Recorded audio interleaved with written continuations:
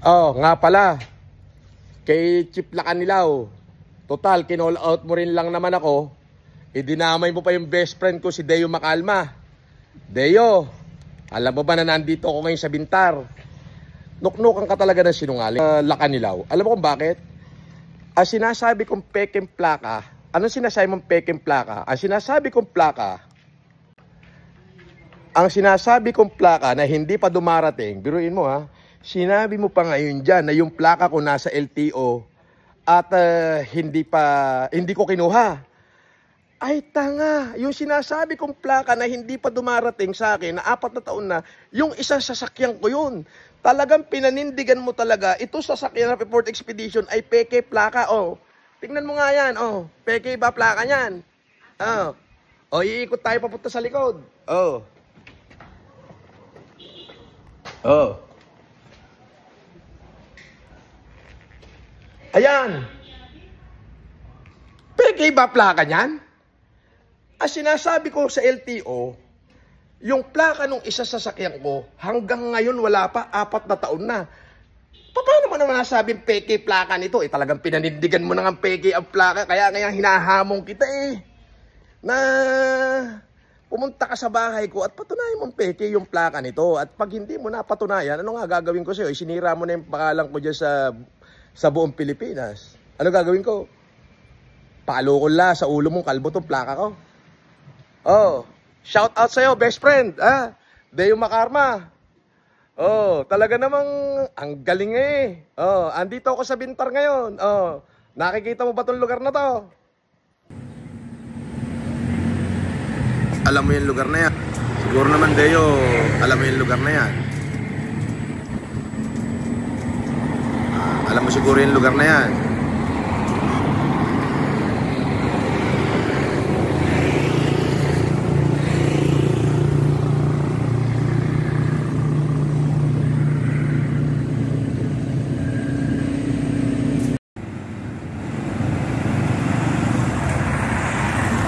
Alam mo siguro yan, sementeryo na yan, Deo. Best friend, Deo Macalma. Deo Macalma. Best friend, alam mo siguro yung sementeryo na yan, para malaman mo kung nasaan ako.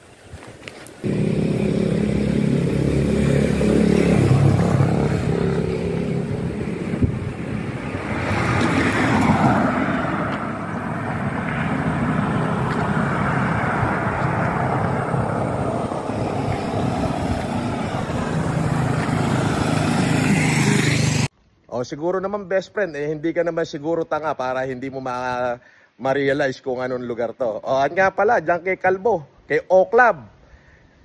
Ano sabi mo? Hindi ka pumapatol, pet lover ka. Dako, parehas pala tayo. Parehas tayong pet lover. Ganito na lang, O-Club. Tigilan mo na yung kasinungalingan mo sa akin, partner. Tinanggap ko na na-revoke ang lisensya ko, pero yung kasinungalingan mo, tigilan mo na. At saka, sabihin mo sa amo mo si Butod, tigilan nyo ako Dahil pag ako nabwisit at pag ako nagdadaldal, hindi nyo magugustuhan lahat. Okay? Siguro naman, O-Club, nagkakaintindihan tayo. Huwag mo nang panindigan yung kasinungalingan mo na peke ang plaka ko. Tinignan mo lang siya sa video, paano kung in-edit yung video? Ito, walang edit to. Ayan ang plaka ko. Andito ako sa Bintar, Ilocos Norte ngayon.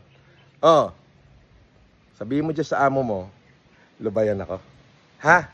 Tigilan mo na yung kasinungalingan mo. Chief assistant ka ng LTO sa buong Pilipinas.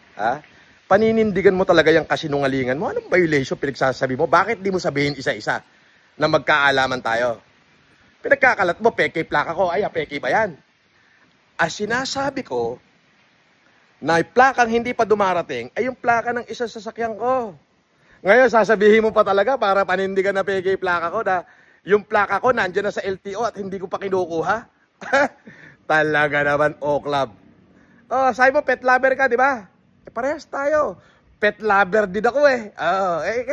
Kaya lang, pag pinagtabi tayo, walang editan ha, walang editan ng buka. Sino kaya yung mukhang pet? At sa totoong buhay, sino kaya yung mukhang pet? Hindi ka kaya pet ni Todbu? Ha? Ako, walang nakakapet sa akin. Walang pwedeng magpet sa akin. Baka ikaw, pet. Ako, hindi pwedeng maging pet. Nangangagat ako. Shout out sa'yo. Best friend, Deo Makalma pala, sorry. Best friend ko yan si Deo Makalma. Ang galing ng interview mo, best friend. Talaga nanindigan pa si O-Club na peke daw yung plaka at yung daw plaka ko ay nando doon sa kanila, hindi ko naman daw kinukuha. Siya nga, yung isang sasakyan na sinasabi ko plaka, pero itong Ford, ayan ang plaka niyan.